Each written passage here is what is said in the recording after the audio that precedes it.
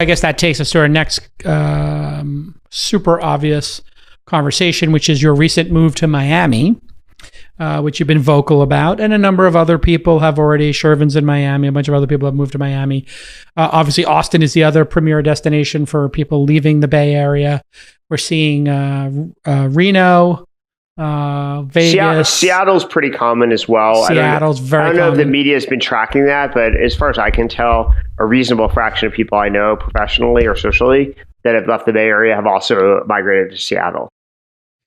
And it's really interesting to have been in the Bay Area for as long as you were. I've been here for 5 or 6 years.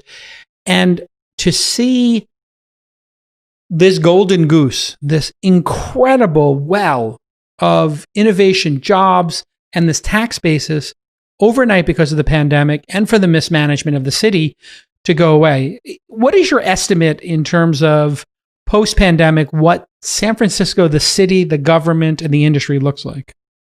Well, it's been this, to some extent, there's been a trend against the Bay Area and against San Francisco specifically for somewhere between 3 and 5 years. As I've pointed out publicly before, when we look at our portfolio at Founders Fund of the most important companies, and I'd measure that by our carrying value, our dollars invested, more than half of our companies over the last 3 to 5 years that are the most important companies in the portfolio are outside San Francisco and the Bay Area. And that's been true. So this lags. This is an indicator that lags. Why do you think that happened? Was it just that San Francisco was filled up? Well, no, I think there's some cultural reasons. I think there's some political reasons. I actually think there's some entitlement reasons, which sort of has been glossed over a little bit recently. But fundamentally, I think there was reasons that companies outside the Bay Area were thriving before the pandemic. I think it was Let's go over those. I think it was harder for people who were sitting here, like myself, with strong networks here, to imagine abandoning the network effect of being here.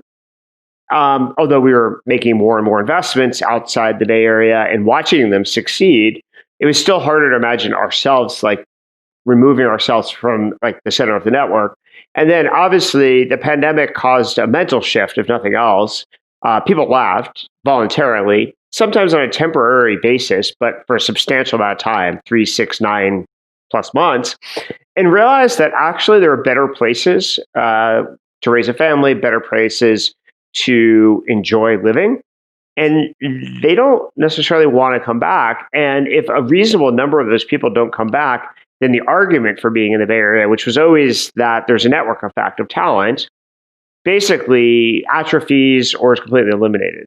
Yep. And so it did take a massive tidal wave, a macro shift or, an unexpected black swan to clarify for people like me that were central nodes, in a social graph, of the Bay Area, of Silicon Valley, that, maybe things are changing faster and maybe they can be rebuilt elsewhere.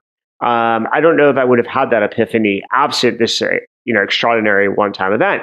But then once you see people leaving, and then you study the data of how many people are leaving and how many companies are thriving outside the Bay Area, you start questioning all the assumptions you've had previously. So let's look at a couple examples.